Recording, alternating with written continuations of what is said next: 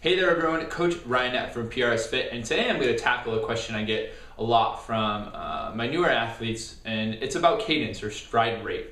And specifically when we talk about stride rate, we're talking about the amount of foot strikes per minute. So every time your left foot and your right foot hits, that's 1, 2, and that is measured over the course of a minute. Now, in order to talk about stride length, we have to talk about a couple other facets of running as well, and then we see how they intertwine.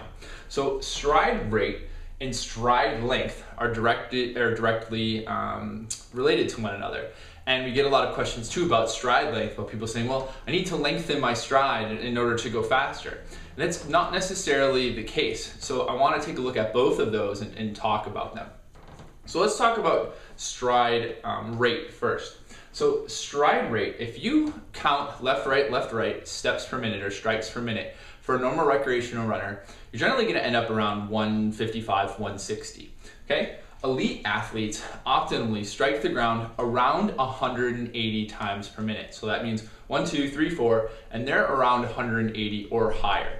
Now, Jack Daniels was one of the first to say 180 strikes per minute is it. And that sparked a lot of, let's get 180 beats per minute songs and let's all talk about 180, 180. But if you actually look at elites, some strike a little bit less, 176, 177, and then some striking, especially at the end of races, over 200 strikes per minute. And that's, it's 180 is optimal, but it changes on the higher end in terms of elites, and that's okay. And a lot of athletes will use that as the kick at the end of the race. They're basically using what they don't have, and so they're what they haven't used yet, and so they're speeding their feet up to be able to recruit muscles they haven't used, and just trying to get that last 400 meters out, say in a 5K. Now, why is making that change important? Why is increasing 20 or 25 steps per minute, strikes per minute important? Well, it's important it helps to reduce injury. And it helps reduce injury in sort of the same way it helps for speed. So it deals with hang time for time in the air and deals with overextension. So overextension or overstriding, if this is your leg, right, and this is your foot, and you're overstriding, you're landing with your heel first, all right, you're basically breaking the momentum of you going forward because we want to go forward. If you're striking with your heel first, that's stopping your momentum. All right, what happens? And that's also usually a cause because your hang times are too long in the air. So after you take that toe off, right, after your foot toes off, this is your leg, this is your foot, and you toe off when you drive forward, you're sort of gliding in the air.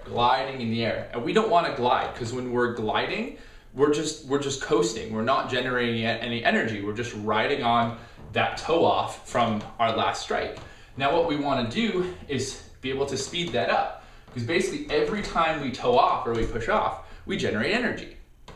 Now, if we can toe off more and generate more energy, about 180 strikes per minute, we're going to go faster, or it's going to help us go faster based on stride rate plus stride length equals speed or velocity.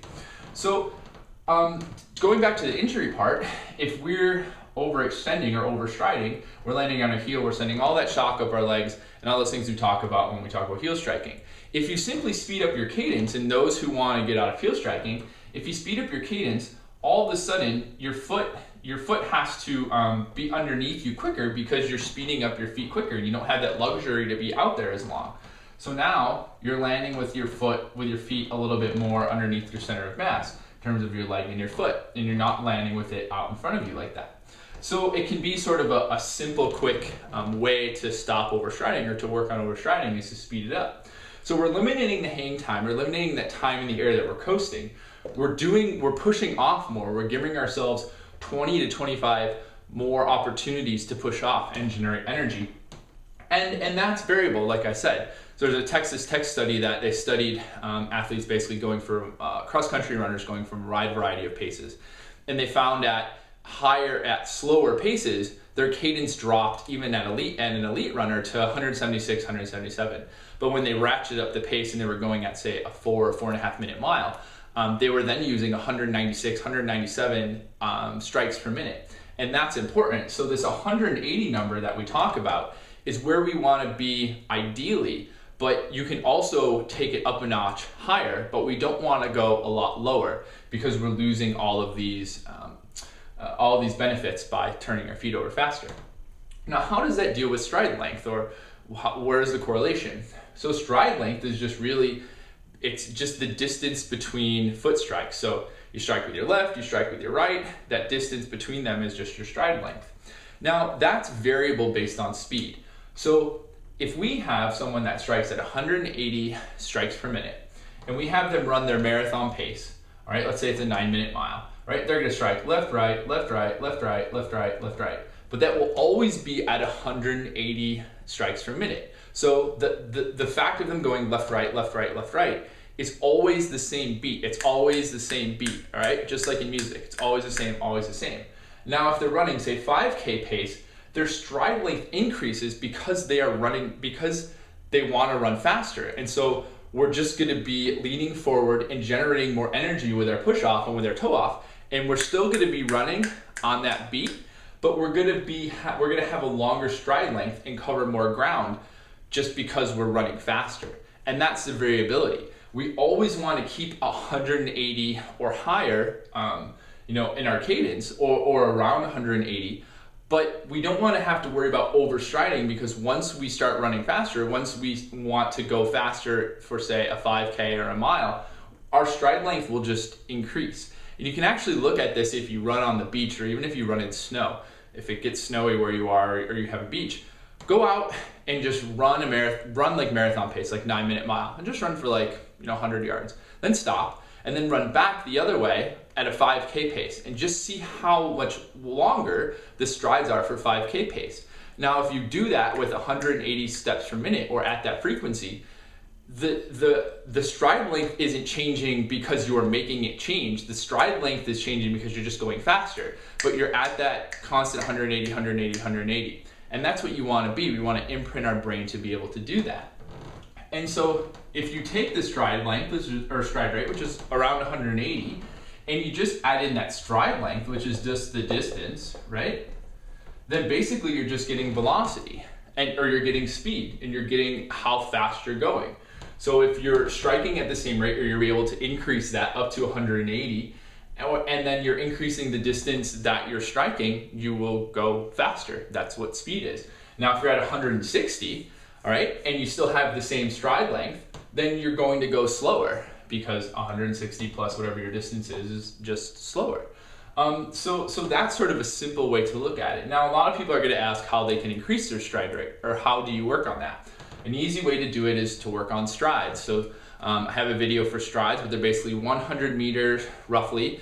You go out, you run the first 20 meters, sort of getting up to speed, and then you run the last 80 meters at a 5K pace. Now, when you're doing strides, you can easily get a tempo trainer or a metronome, and I have my tempo trainer that I use for swimming. So basically, if you set your tempo trainer at 0.66 intervals, or 90 if you have a metronome, it'll sound like this.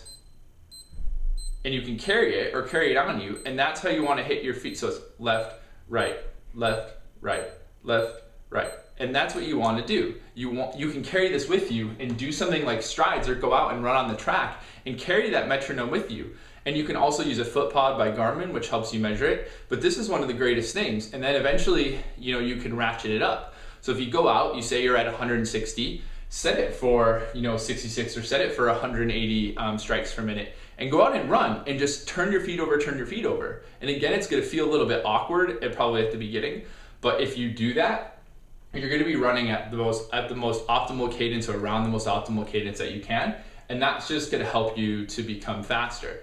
And again, this is one of the things, like, some people say, oh, I'm not going to change it because it doesn't really matter. But if you look at elites and they do something which is attainable by all of us, which is run faster. We want to run faster. We can speed our feet up, and that makes us go faster. Then it's a simple change to make in terms of, yeah, I'm just going to do it and I'm going to work on it. So get a tempo trainer or metronome. You can get them on apps sometimes. Go out, practice some strides, and work on increasing your stride rate. Because if you increase your stride rate, your stride length stays the same, or your stride length is just the distance, you're going to increase your speed. So I know it's a little bit complicated of a topic, but I wanted to talk about it today. If you have any questions, feel free to get in touch with me, Ryan@prsfit.com. And as we always say, be healthy, train smart, and have fun.